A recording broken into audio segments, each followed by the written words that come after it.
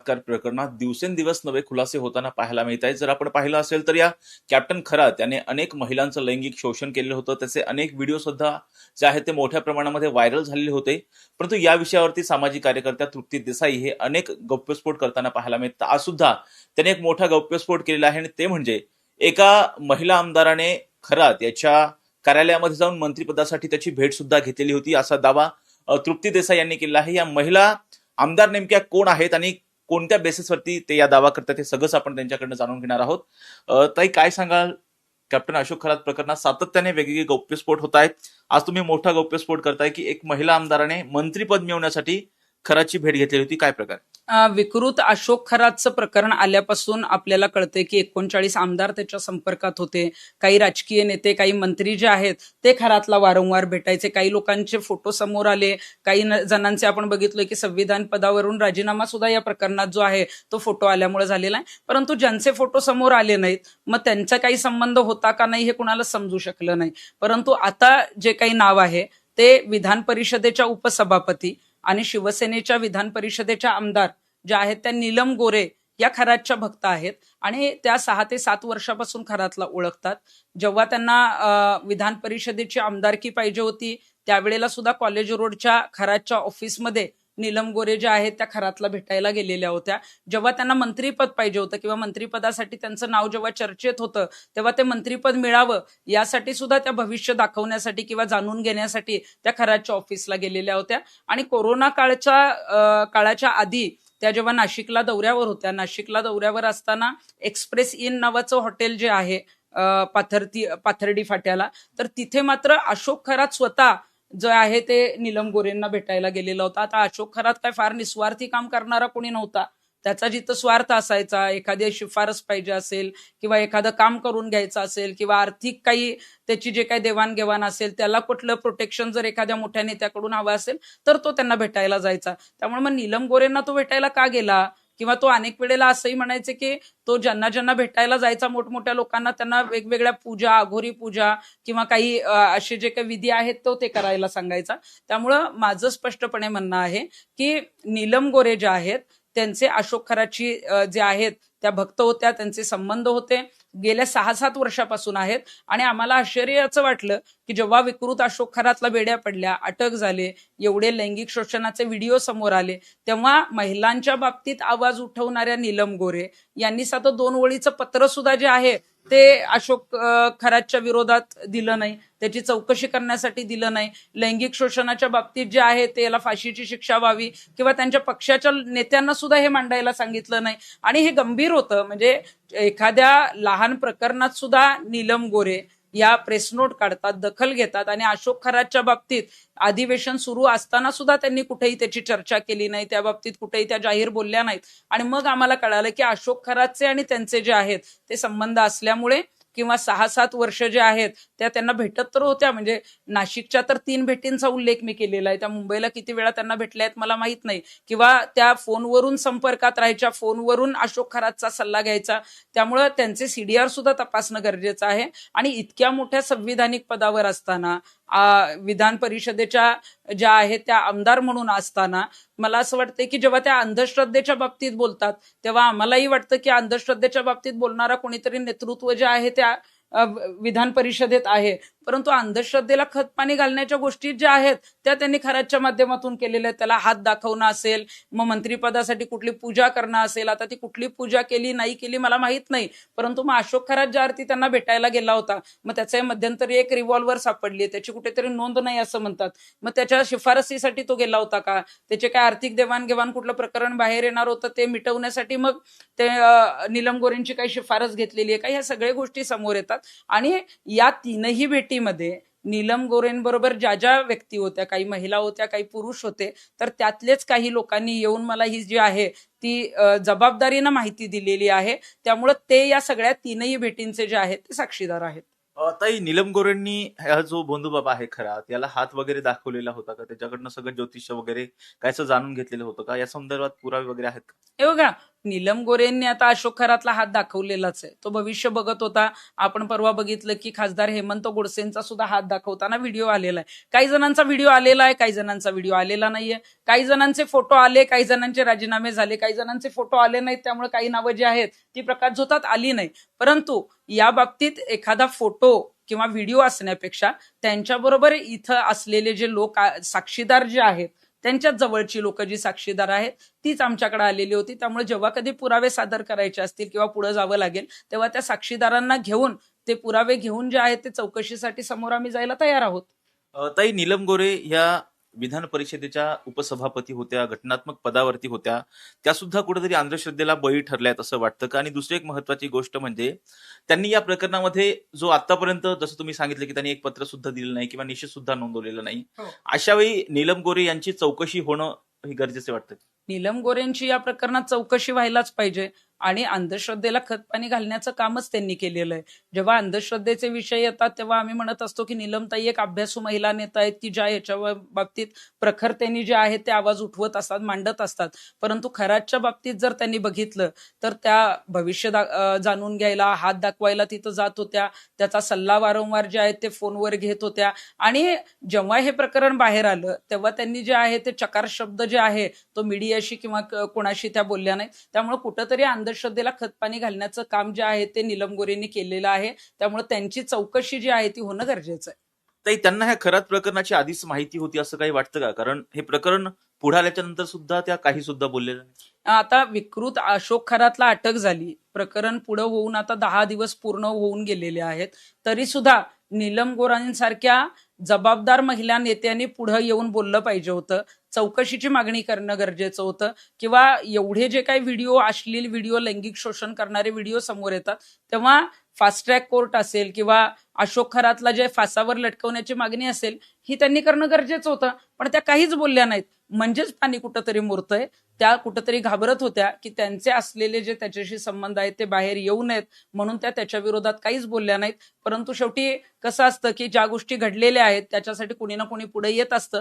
त्यांचेच लोक पुढे आले, त्यांनीच येऊन आम्हाला माहिती दिली. आणि नीलम गोरे ज्या पद्धतीने हे चुकीचं काम करत होत्या, अंधश्रद्धेला खतपाणी घालत होत्या, हे बाहेर आलं पाहिजे. हे त्या शिवसेनेतल्याच काही लोकांची इच्छा होती. त्यांनी येऊन मला माहिती दिलेली आहे.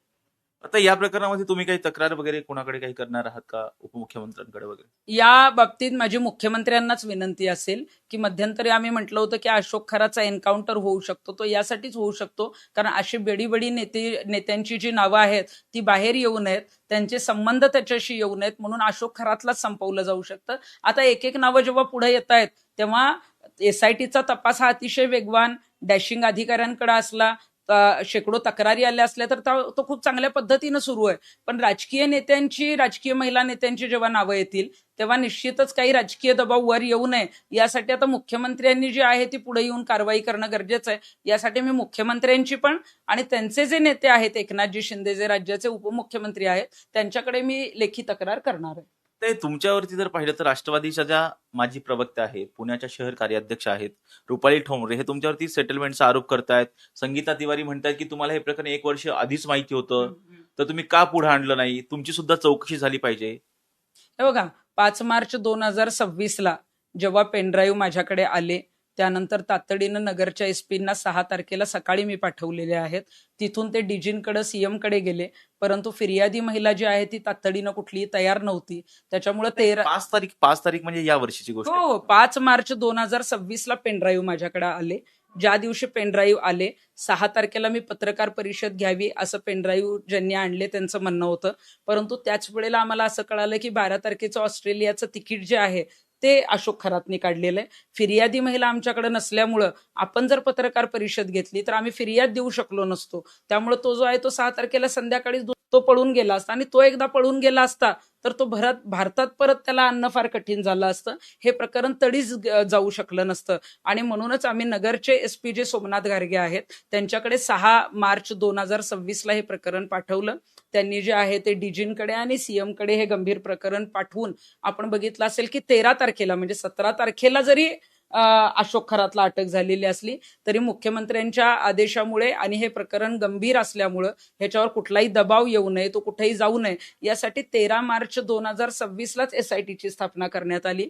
12 तारखेचं त्याचं ऑस्ट्रेलियाचं तिकीट होतं, तो परदेशात जाऊ नये म्हणून नगरच्या पोलिसांनी जे आहे ते 10 तारखेला जी आहे ती नोटीस, लुकआउट नोटीस जी आहे ती जारी केली आणि त्यामुळे तो पळून जाऊ शकला नाही. त्यामुळे हे प्रकरण योग्य ठिकाणी शासन पातळीवर नेण्यासाठी जे जे काही करता येईल ते मी तातडीनं, जेव्हा माझ्याकडे तक्रार आली तेव्हा तातडीनं जी आहे ती मी पावलं उचललेली आहेत. त्यामुळे आता हे प्रकरण माझ्याकडे आलं किंवा या प्रकरणाच्या अनेक डिटेल गोष्टी माझ्याकडे मला माहीत असल्यामुळं कदाचित काही जणांना बघवत नाही आणि म्हणून ते टीका करतात. काही दिवसांनी जेव्हा पोलिसांची पत्रकार परिषद होईल, पोलिसांकडे कुठून माहिती हस्तगत झाली किंवा ते ज्यांच्याकडे पेनड्राईव्ह होते ते कुणाला भेटले होते आणि मी काय सल्ला दिला, हे जेव्हा पोलिसांची पत्रकार परिषद काही दिवसांनी होईल तेव्हा यांना तोंड दाखवायला सुद्धा जागा राहणार नाही. आणि मला वाटतं की मी कुठली टीका किंवा आरोप प्रत्यारोप करण्यापेक्षा काही दिवसांनी सत्य समोर येईल आणि ते सत्य समोर आल्यानंतरच त्याच्यावर उत्तर देणं मला योग्य वाटेल.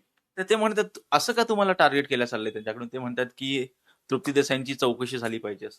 हे बघा, मला असं वाटतंय की माझ्याकडे हे प्रकरण आल्यामुळं आणि मी काही IPS पोलीस अधिकाऱ्यांची आणि काही जणांची नावं याच्यामध्ये जाहीरपणे घेतल्यामुळं आणि त्या IPS अधिकाऱ्यांचे त्या लोकांशी काही जवळचे संबंध असल्यामुळं त्यांना वाचवण्यासाठी मला ते टार्गेट करतायत, अशी मला माहिती काही सूत्रांकडून कळालेली आहे. म्हणजे IPS अधिकाऱ्यांना वाचवण्यासाठी तुम्हाला टार्गेट केलं असेल? हो, काही IPS अधिकारी आहेत जे खरातच्या या प्रकरणामध्ये जे आहे ते अडकू शकतात.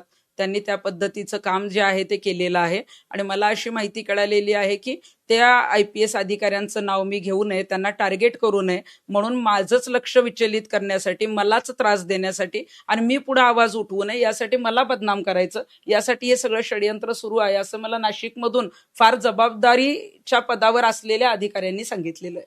नाही, चाकणकरांना हे प्रकरण 1 वर्ष आधी माहिती होतं. जसं आपण आता तो इतिहास झाला सगळा, पेपरमध्ये जी बातमी वगैरे प्रकाशित झालेली होती. चाकणकरांमध्ये तुमच्यामध्ये काय बोलणं झालेलं होतं? तुम्ही काही सांगितलं होतं की आता या बाबतीमध्ये तक्रार देणं गरजेचं आहे असं? नाही, चाकणकरांचं आणि माझं या बाबतीत काहीच बोलणं झालेलं नाहीये. जेव्हा ती बातमी मार्च 2025ला प्रकाशित झाली तेव्हा खेमणारांना चाकणकरांचा जो आहे तो दबावासाठी फोन आलेला होता. खेमणारांनी मला फोन करून सांगितलं होतं तेव्हा मी त्यांना तातडीनं सांगितलं होतं की तुम्ही तोंडी उत्तर देण्यापेक्षा वकिलाच्या मार्फत करणार होतो, पण बातमी जाहीर झाल्यामुळं, दैनिक खबरदारला ती बातमी आल्यामुळं ते पेनड्राईव्ह आमच्यापर्यंत पोहोचू शकले नाहीत. डिसेंबर 2025ला सुद्धा आमच्याकडे ते पुरावे येणार होते, परंतु ते पेनड्राईव्ह जे आहे ते गायब करण्यात आले. ज्यांच्याकडे हे पेनड्राईव्ह होते त्यांच्यावर वावी पोलीस स्टेशनला जो आहे तो खंडणीचा गुन्हा दाखल करण्यात आला. त्यामुळे कुठलेही पुरावे जे आहेत ते आम्हाला मिळाले नाहीत. पुरावे कधी मिळाले तर 5 मार्च 2026ला रात्री 10:30 नंतर माझ्या हातात हे पुरावे आले आणि 6 मार्चला सकाळी सकाळी जे आहे ते SP नगर यांच्याकडे आम्ही ते दिलेले. त्या अण्णा मोरे संदर्भात तुम्ही जी पत्रकार परिषद घेतलेली होती त्यावेळेस तुम्ही सांगितलं होतं की मला चाकणकरांचा फोन कॉल वगैरे आलेला होता, फेसबुक पोस्ट करा, तुम्ही यावरती एक्सप्लेनेशन द्या असं. चाकणकरांनी फोन मला एकदा केलेला होता, तो यासाठी केलेला होता की वाल्मिक कराड जेव्हा अण्णा मोरेंच्या त्या आश्रमातून कॉलेज रोडच्या एका ज्योतिषाकडे गेला, त्याने हात दाखवला आणि तिथून मग तो पुढे फरार झालेला. ही माहिती कळाल्यानंतर मी त्या संदर्भात पत्रकार परिषद घेतलेली होती आणि तो काही कॅप्टन खरातकडे गेलेला नव्हता, ते वेगळं नाव होतं, जे नाव मला माहिती आहे, जे मी अजूनही जाहीर केलेलं नव्हतं. पण त्यावेळेला मात्र चाकणकरांनी एक मला फोन केलेला होता की कॅप्टन खरातांविषयी तुम्ही पोस्ट टाका आणि त्यांचं नाव नाही असं सांगा. म्हटलं त्यांचं नाव नाहीच आहे, माझ्याकडे जे नाव आलेलं आहे दुसरं नाव आहे. कॉलेज रोडला 3 ज्योतिषी आहेत, त्यातलं एक ते नाव आहे. परंतु त्यावेळेला त्यांनी फोन केलेला होता आणि त्यांनी सांगितलं होतं की अशोक खरात ही फार प्रतिष्ठित व्यक्ती आहे, त्यांना 2 मुली आहेत, मुलींची लग्न व्हायची आहेत आणि अशा वेळेला काही व्यक्तींचं जेव्हा नाव समोर येतं किंवा नाव जरी तुम्ही घेतलेलं नसेल तरी त्यांना बदनामीला सामोरं जावं लागतं, तर तुम्ही जे आहे ते क्लिअर करावे की त्यांचं नाव त्याच्यामध्ये नाहीये. आता चाकणकरांच्या बाबतीमध्ये त्यांची एक घटनात्मक पद सुद्धा गेलेलं आहे, पक्षातलं प्रदेशाध्यक्ष पदही गेलेलं आहे. काय कारवाई झाली पाहिजे असं वाटतं? कारण आरोप होतोय तुमच्यावर की चाकणकरांचे तुमचे चांगले संबंध आहेत, त्यामुळे तुम्ही त्यांच्या विरोधात